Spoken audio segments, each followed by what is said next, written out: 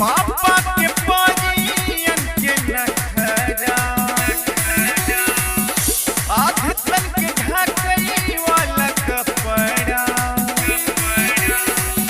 के हुए दिन जान पाई प्यार हो गई बा के हुए दिन जान पाई प्यार हो गई बा के हुए दिन जान जाइए भैया आरो सीधे बालकार हो गई बा आरो सीधे बालकार हो गई बा।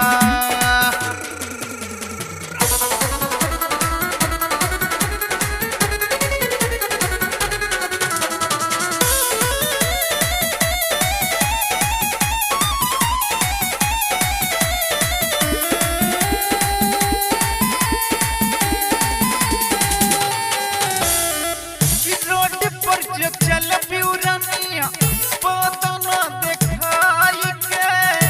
कौन लखेरा रख दे चलिया के फारी के चलिया के फारी के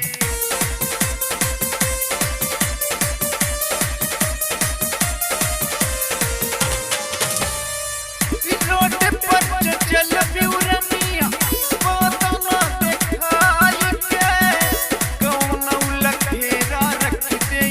चलिया के फारी के ओढ़नी उड़बू चलते डगरा कैसे बर्दाश्त होई नखरा बूढ़बू के देखते बुखार हो गई बा बूढ़बू के देखते बुखार हो गई बा ये यदि जान जाइए भैया आरो सीधे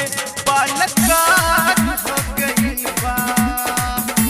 आरो सीधे बालकार हो गई बा।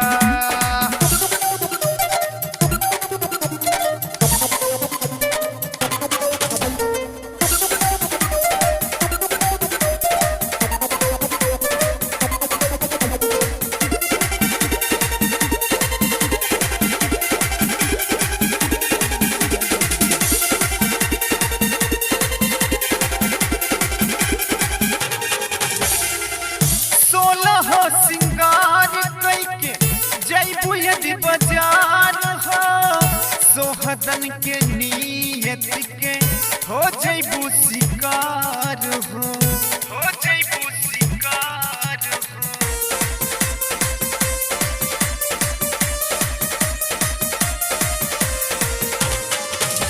सोलह सिंगार कैके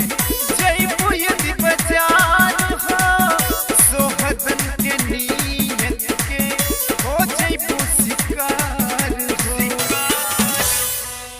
इज्जत के बनावा चीनी कचरा और पड़ोसियन से खतरा तोहरे ऊपर